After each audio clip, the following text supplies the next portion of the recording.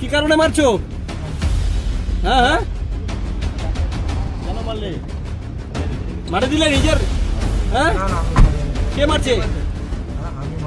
सिक्किम न्युजमा हजुरलाई स्वागत गर्दै म प्रशान्त र हिजो बेलुकी मात्रै एउटा 17 वर्षीय एउटा किशोरीको जुन शव भेटाइएको थियो गएगङ्गा चिया कमानको गिरमिट लाइन छेउमा र त्यो नालीमा रहेको जुन चाहिँ शव थियो 18 अगस्तदेखि लापत्ता भएको एउटा किशोरीको शव फेला परेको थियो र त्यो शव फेला पर्दाखेरि जुन उसको आफन्तहरूले दिएको बयान साथै पुलिसहरूले फोरेन्सिक टिमहरूले त्यहाँ इन्भेस्टिगेट गरेको 24 घण्टा बित्दा नबित्दै त्यो किशोरीको आफ्नै काकालाई पुलिसले पक्राउ गरेको छ र त्यो पक्राउ गर्ने व्यक्ति राकेश खेसले स्वयं पुलिसलाई आफ्नो गल्ती स्वीकार गर्दै उहाँले कन्फेस गर्दै किशोरीलाई चाहिँ हत्या गरेको कुरा खुलासा गरेको छ र उसले त्यो किशोरीलाई मारेको चाहिँ कुनै एउटा रिस साथै टिकटकहरू बनाएर या मोबाइलमा बेसी ध्यान दिएकोले उमाथि जुन रिस थियो त्यो रिस पोखाउनको निम्ति चाहिँ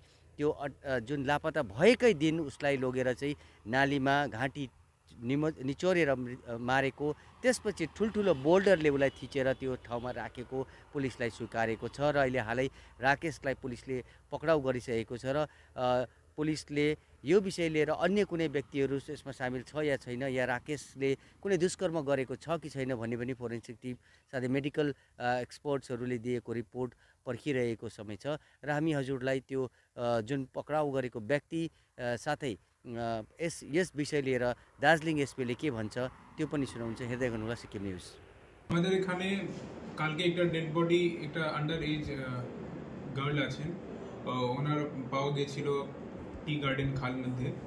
তো আমরা ওই সম্বন্ধে এটা বলতে চাইছি, কালকে আমরা বলেছি কি আমরা একটা মিসিং বাচ্চা হয়েছিল যখন সানডেকে, তখন ফ্যামিলি আমাদের কাছে মানডেকে এসেছে, ওরা নিজেই খোঁজবিন করেছে, না পাওয়ার পরে ওনারা আমার কাছে এসেছে।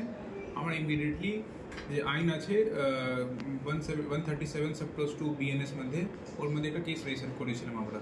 তারপরে আমাদের পুরো টিম সক্রিয়ভাবে ইনভেস্টিগেশন মধ্যে লেগে গেছিল আর যেইভাবে অনেকগুলো লোককে ইন্টারোগেশন করা হয়েছে, তারপরে টি গার্ডের মধ্যে ড্রোন পোড়ানো হয়েছে, কিছু হাদিস পাই আমরাও সারাদিন মধ্যে কিছু পেলাম না, কিন্তু অনেকগুলো লোককে ইন্টারোগেশন আমরা করলাম যে লাস্ট টাইম মেয়ে কার সাথে দেখা করেছে না করেছে, এরকম জিনিস হয়েছিল। ওই ঘটনা সম্বন্ধিত কালকেই আমরা একটা ডেড বডি পেলাম, যেমন এখন বললাম আপনাকে।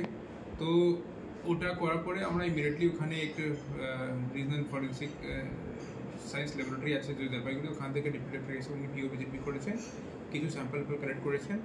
ওনার রিপোর্ট এখন অবধি আমরা পাইনি, কিন্তু পাবো কিছুক্ষণ মধ্যে।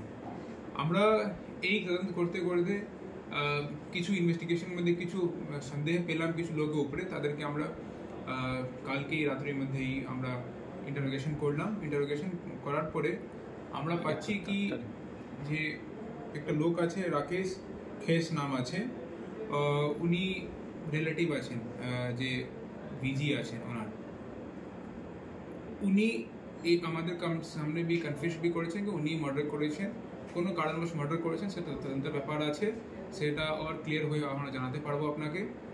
আর এতটুকুই আছে কি এর মধ্যে কোনো বাইরের লোক এখন আমরা কিছু পেলাম না, বাট যদি কিছু আর আমরা পাই তো আমরা আর এর মধ্যে ইনভেস্টিগেশন যে বি আইনভাবে ব্যবস্থা নিতে হবে সেটা ব্যবস্থা নেব আমরা।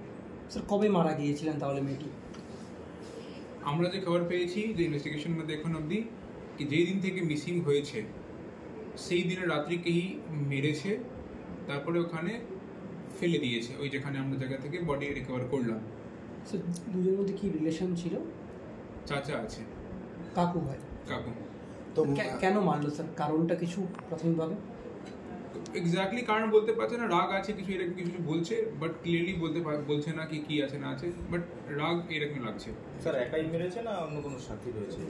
এখন অব্দি এটাই পাচ্ছি আমরা, তাই আপনাকে বললাম কি আমরা আর অনেক লোককে জিজ্ঞাসা করছি ইনভেস্টিগেশন মধ্যে যে হেল্প করতে পারে, যদি আমরা কিছু আর লোকের নাম পাই এর মধ্যে ডেফিনেটলি আমরা আইনভাবে ব্যবস্থা নিতে হবে, ওটা নেব।